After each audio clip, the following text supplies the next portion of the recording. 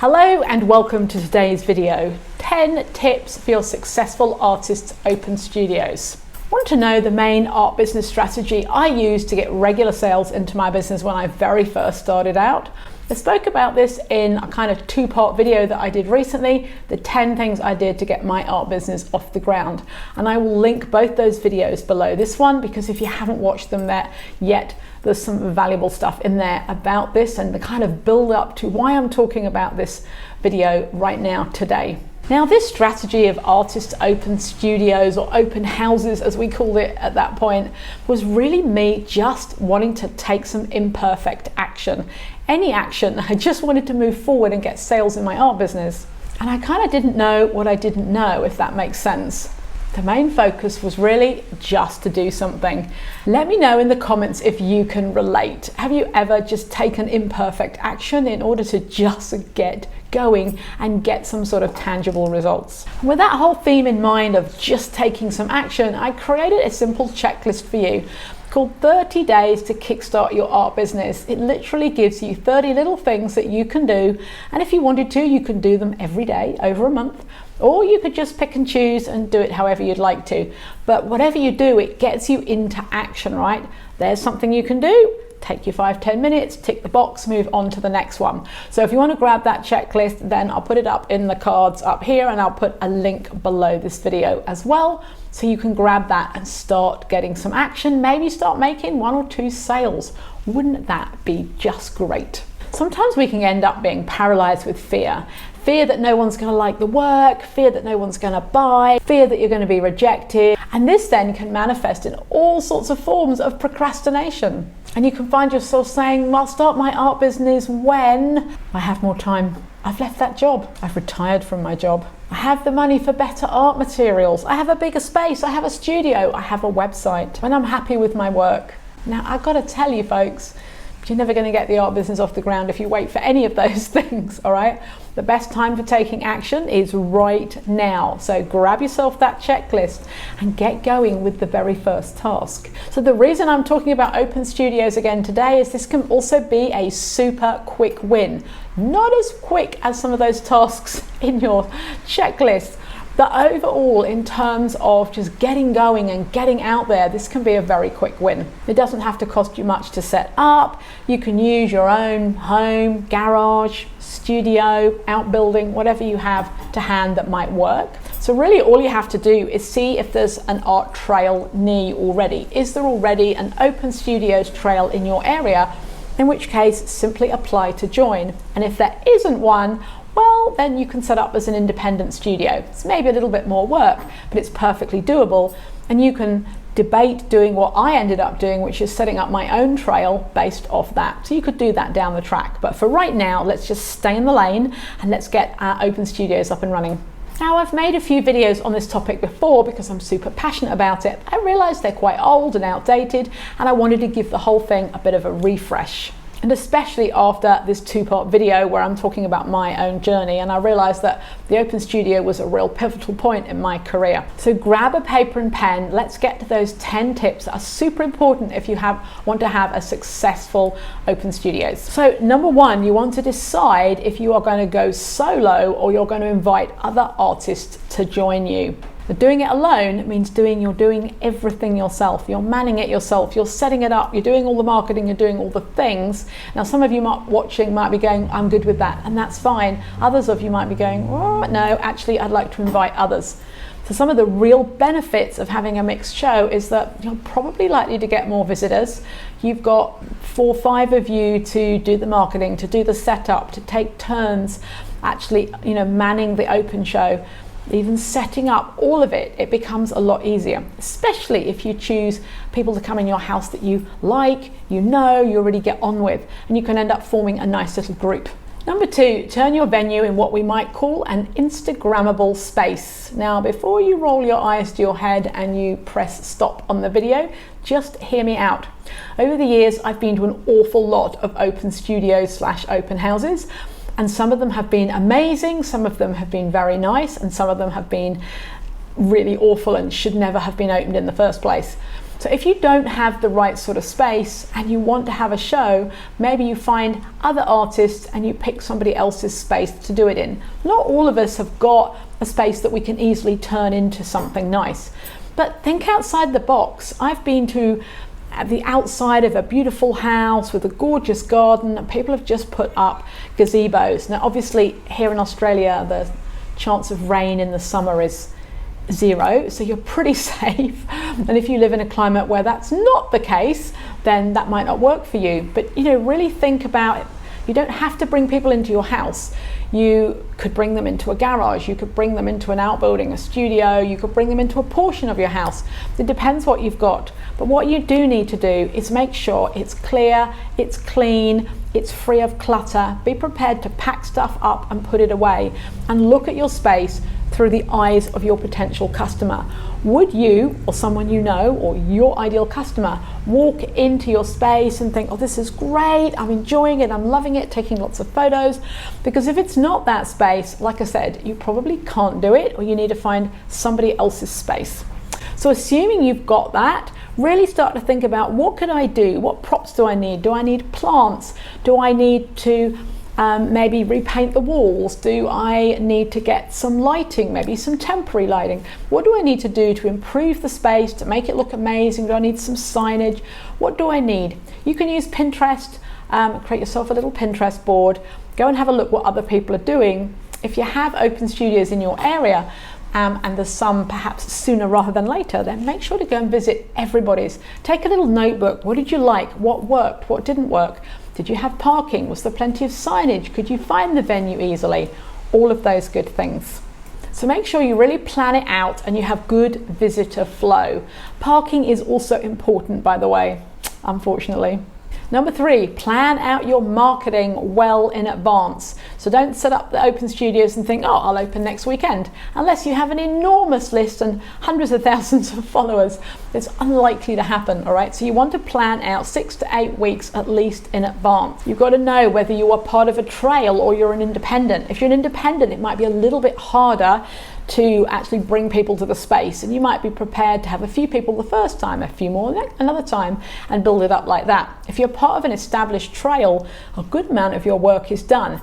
However, really support the trail and really do as much marketing as you possibly can, because although there is somebody who's probably a volunteer position running the trail, that doesn't mean to say they're going to do all the marketing for you. There might be a brochure, there might be a website, there might be social media, but that's just a part of it. You need to do your own marketing. So think about your email list, obviously. Think about some PR in terms of local newspapers, perhaps radio stations, printed materials, social media, and of course, joint ventures. So number 4, focus on your private view. So that's when you open up for the evening before you open to the public. It's an exclusive event. It's for people who've bought before. It's people who are interested. It's people on your mailing list, people on your collectors list. Don't forget, I've got videos on a collectors list and email list, and I'll link some of those below here as extra resources. But until you have those, it's anybody and everybody you know who you think might be interested. You ask them to bring friends who might be interested, and gradually you'll start to get people who buy, and then over time, obviously, you can invite those people only back to the private view. Get someone to officially open your open studios. Now, obviously, a celebrity would be nice, but again, think outside the box. Who do you know? Who do you know on social media? Who could you ask and invite and might like to really come and officially open your event? If you want to get a little bit fancy, you can put a piece of ribbon across the door and have them cut the ribbon. This is great fodder for your PR and for your social media, but particularly for your PR, getting yourself in a newspaper. Make sure you have a photographer who's doing all of that, so you're not trying to do 2 things at once, holding your phone up. You're somebody who's going to take really nice photographs. Provide nice wine and nibbles. Think about who do you know locally, independent wine seller, somebody, a local business who provides nibbles, somebody who can come along and kind of sponsor your event. Number 5, have a clear strategy to grow the mailing list. That's not just you, the kind of studio owner, but if you've got guests in, each one of them, encourage them to grow the mailing list too.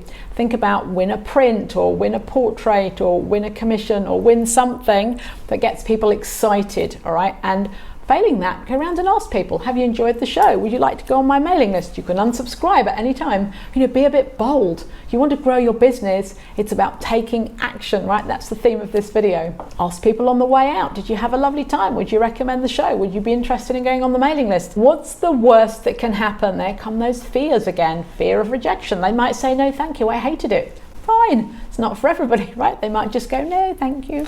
It's absolutely fine. Or they might go, yeah, that would be great, we'd love that. And we can say, if you go on my mailing list, I'm going to send you an invite to my private view at my next exhibition. Who doesn't want that if they like your art, right? Easy, be bold. Number 6, offer some entertainment during the show. Now, you might think to yourself, what do you mean by that, Sophie? What about an artist talk? A demonstration of you doing what you do? Some mini workshops? But sometimes if your open studio is going to be on for 2 or 3 weeks, which I recommend because you're going to put a lot of time, energy and effort into it, you might as well max out on having 2 weekends, 3 weekends or more. Then during that time, why not say on the second weekend at 2 o'clock in the afternoon, so-and-so is going to be giving an artist talk. The following day, someone's going to be giving a live demo. This brings visitors in. People are nosy. They want to see how you're doing it. They want to hear your story. They want to watch. Maybe they want to have a little hour's kind of taster workshop session. It's another reason to get people through the door. Number 7, engage with everybody who comes through the door. Now I know you might think to yourself, I've opened it up, major effort. I can sit in the background with a good book or the paper and a cup of tea. No, no, no, no, no. I've seen that so many times and quite frankly, I actually just think that's quite rude. I don't want to go to someone's open studio or gallery or show or art fair or any such thing and find that the artist just doesn't want to engage. They're just sitting there doing something else. I just think, no, that's a big no in my book, and you might disagree, that's fine. But I actually think you want to be there to engage. Not everyone is going to want to engage back, and that's also fine. At the very least you could do is, hello, welcome to my space. It's your space. It could be your home, it could be your studio. Right, hello and welcome. You can tell people where the show is. If you like to go through the garden to find the studio out the back, or we've got refreshments out the back to the left, or what, maybe you need to go down some pathway, or you just tell them where it is. Oh, by the way, the art continues upstairs. So you let them know where everything is, and if you need anything, I'll be floating around to answer your questions. Another reason why it's a good idea to have more than one of you. And if it's your solo show, and please, please, please get friends and relatives to help. Because if you are in an area that has large footfall, you're going to need, from a security perspective, to keep an eye on the main entrance and exit and any other specific areas. You want somebody kind of hanging around in those areas to answer questions, to process sales, but also just to keep an eye on everything. I've only once something's disappeared, and it wasn't mine, it was somebody else's. It was a very, very, very busy weekend. She claimed it had gone. We'll never really know, unfortunately. That's very sad, but it can happen. Now, when you are kind of engaging with people as they come through, learn to read the room. When you sometimes speak to somebody, you say, oh, hi, are you enjoying the show? If it's part of a trail, you might say, are you doing the trail? How many open studios have you already been to? And they'll either open up and want to engage and have a conversation, or they really won't. So really learn to read people. If they want to be left alone, just say, hey, I'm over here if you need anything, and move away. But be around, all right? Observe. See if someone's looking up close at your work, maybe looks a bit puzzled. You could wander over. Oh, did you know that was inspired by, tell the story of the artwork. That very often has led to a sale for me, by the way. I've really talked about how I've structured the painting, where it was inspired from, the flow, and then the person just gone, you know what, I really love it, I'm going to buy it. Now, if you'd never gone and had that conversation, they might have been left kind of going, oh, I don't really know how that was made, or I don't really get a connection to it, or whatever they might have been thinking at the time. You could go there and just have a conversation. So really what you're looking for is a nice mixture between chatty and informative, and also respectful if people just don't want to talk to you. Number 8, definitely offer rest and refreshments. A nice bench seat in the garden, cup of tea, simple cake, something easy that you can kind of rustle up, that's a bit homemade, that's very, very nice. We found back in the day, it massively, massively advantage. People would walk around the show, maybe they'd been to 2 houses beforehand, and they were quite tired, right? That they needed was a cup of tea and a piece of cake. Then with new energy, they would rise and very often go around the show again, and again, quite often purchase something. Now, have you ever left somewhere because you're hungry? I know I have. I've looked at something and I'm thinking, oh, I'm interested, but actually I'm really hungry right now. I need to go off and get myself some food.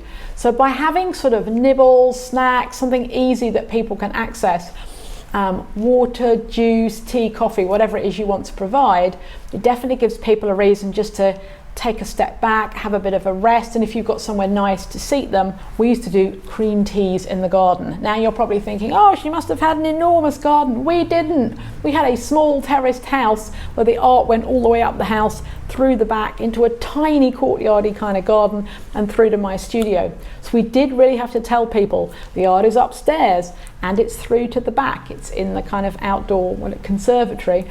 And then it's through into the studio, and we'd do teas out there, but there wasn't much seating, but we did it anyway and people loved it. They all hung around, and then really after they had their refreshment, they very often purchased. So you might say, I don't want to do that. That's fine. I recommend it though. Oh, number 9, keep marketing all the way to the end. You know, you put all the energy and effort into setting it up and doing that marketing beforehand. You're open for, I don't know, 2 weekends, 3 weekends, and you go, oh, it's okay, I've done the marketing, I can just relax now. No. And if anything, you want to do even more marketing. Remember how that goes. People kind of sometimes go around a show, think about something, and then they likely go back. So this is an experience we definitely had in the last couple of hours, sometimes the last hour, even the last 5 minutes of the last weekend, or people would file back into the house ready to make a decision. Now, obviously, there's a bit of a risk there because what they've decided on might have sold, but quite often people were making buying decisions as they were walking around, and it was like, oh God, you know, it ends at 5 o'clock on that last Sunday, I better get back. And you definitely end up making a lot of sales towards the end. So if you're not constantly marketing, reminding them on social media, sending out emails with quick links, here's the Google Maps to find the venue, there's plenty of parking, or this is where to park, or here are the opening times, I cannot stress it enough. We don't remember. As a customer, you don't remember. You think, oh yeah, I want to go to the open house. Where was it again? Who was the artist? Now you're kind of looking everywhere. What time is it open? Please be so kind of in people's faces in the nicest possible way. Do you want all the time? This is the time, this is when it's open, this is when it closed, this is how to get here. Here's a quick reminder that today we're doing that final demonstration, or there's still refreshments in the garden. Just keep telling people right up to the very, very end. 1 hour, doors close, whatever you need to do. And you might think, oh my God, Sophie, you're crazy. But do you want to make sales, people? If you want to make sales, you've got to do the marketing. And last but not least, at number 10, do a full debrief at the end. This is so important. You've run the open studios. Maybe it was just 1 weekend, maybe it was 3 weekends. Maybe it was just you, maybe it was a group of people. Maybe you made 1 sale, and maybe you made 20 or 30 sales. It doesn't matter what it is. You want to do a real debrief. What went well? What were you happy with? What would you do more of? What would you do less of? How many people came through? Yes, you need to keep a count. It's like, oh, another 5 came through. 1, 2, 3, 4, 5. And even if you miss the odd one, it gives you at least a ballpark. Well, 300 people came through today. Oh, and we made this amount of money. You need to know how many people you need through the open house to generate a certain amount of income. Conversion rates. I know you might think I'm crazy, but supposing you had, I don't know, 100 people came through, and you knew that over time 100 people equated to, I don't know, $6, $7, $8, $9, $10,000 or pounds. Then you go, well, what happens if I had 200 people through or 300 people through? Now there are some variables. It's getting the right people through the door, obviously, but it's a start, right? Once you know your numbers, you can just increase the marketing. Like anything, like the online strategy, it's the same. So I hope that's been super helpful. I hope you're a bit inspired. If you haven't done open studios before, you might be thinking, oh, wow, I'm going to give this a go now. So yet again, let me know in the comments, have you done it? Will you be doing it again? Do you do it regularly? What's the biggest takeaway from this video? Is this something you've learned today that you're not doing, or you've never done it and this is going to be your very first one, in which case I really wish you the best of luck. So exciting. And again, don't forget lastly to grab yourself that checklist, those 30 days to kickstart your art business. Perfect if you've not got going yet, or you've sort of going, you made the odd sale, but you're not really taking consistent action. Obviously, this is exactly what we're talking about today. If you've loved this video, please give it a thumbs up. Please consider subscribing to my channel so that you don't miss out on future videos. And let me know if there are any topics that you would really like me to talk about. I do have a list and I do work through them. So if you've asked previously, please don't think I've forgotten you. You are on the list. All right. Thanks so much for watching. Take care. See you soon. Bye.